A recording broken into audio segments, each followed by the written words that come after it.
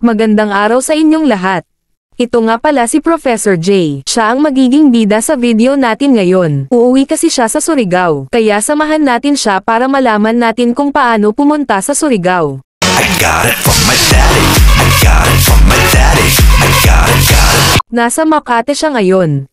Kaya sumakay muna siya ng taxi papuntang Paytex sa Parañaque. Habang nasa loob siya ng taxi ay panay ang pag-video niya. Kaya naman ang taxi driver ay panay tingin na lang sa kanya na para bang may halong inggit sa kanya. At nakunan pa nga ng video ni Professor J ang tingin na yun. At kamukha pa ni Max Serban ang taxi driver.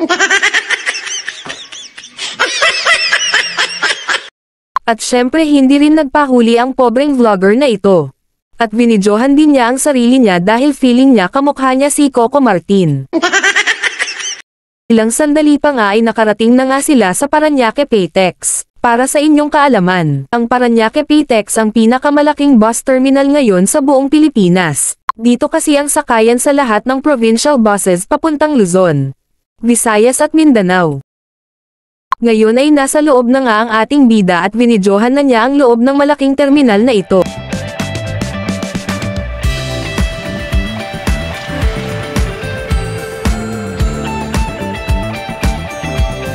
Laking gulat pa niya dahil bigla na lang sumolpat ang babaeng ito at tumingin sa kamera na para bang gustong sumali sa vlog niya.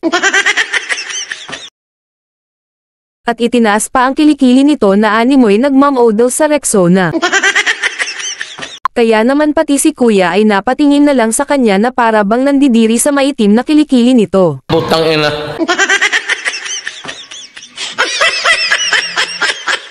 When I'm in it, dive in it and stretch you out. Oh.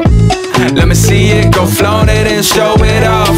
At dahil nasa second floor ang ticket booth ng mga biyaheng Mindanao, ay kailangan pang sumakay ng elevator ng ating bida. Dahil mayroon din siyang dala na malaking bag. Kaya naman agad sumakay ng elevator ang ating bida para makapunta na sa second floor.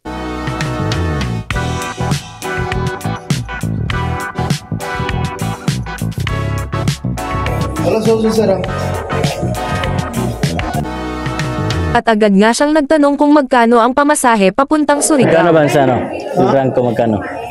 Di, magkano pa sa Surigao natin, di? Magkano ba? 3? 3 to 27 to ako. 3 to 27. Wala na.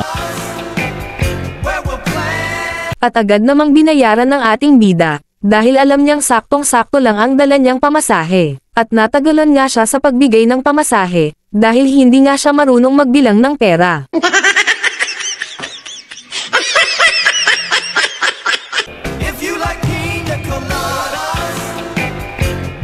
Pagkatapos niyang bumili ng tiket ay dumiretso na ito sa gate kung saan nakapark ang sasakyan niyang bus na Philtranco. Pagdating niya sa gate ay saktong tinawag na lahat ng mga pasahero para paakyatin na sa bus.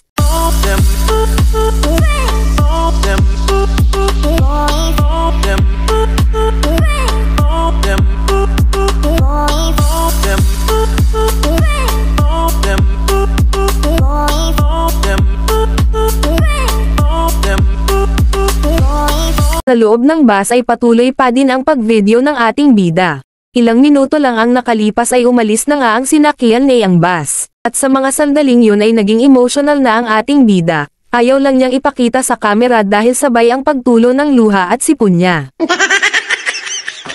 Alas 7 ng madaling araw ay nakarating na sila sa pier ng Matnog, Sorsogon.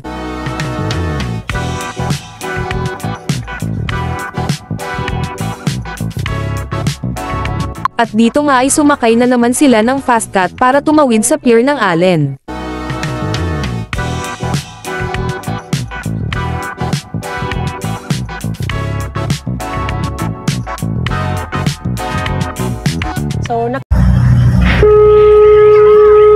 Alas 10 na ng umaga nang marating nila ang pier ng Allen.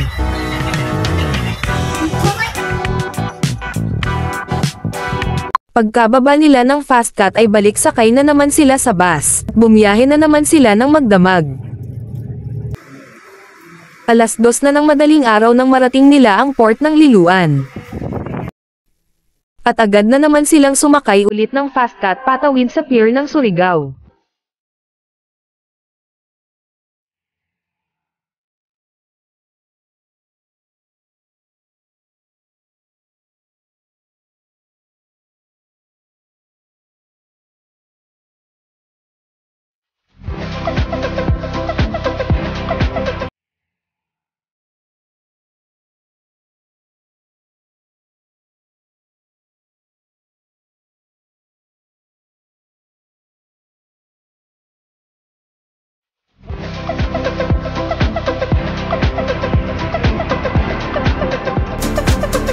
Ilang sandali lang ang lumipas at umalis na nga ang Fastcat sa pier ng Liloan.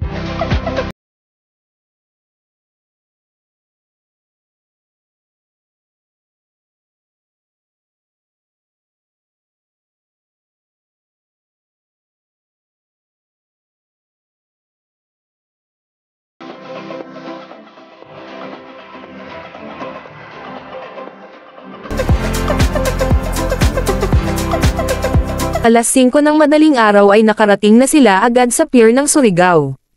Ang 4 na oras sana na biyahe ay naging 3 oras na lang. Kaya naman natuwa lahat ng mga pasahero, dahil hindi sila makapaniwala sa bilis ng Fastcat.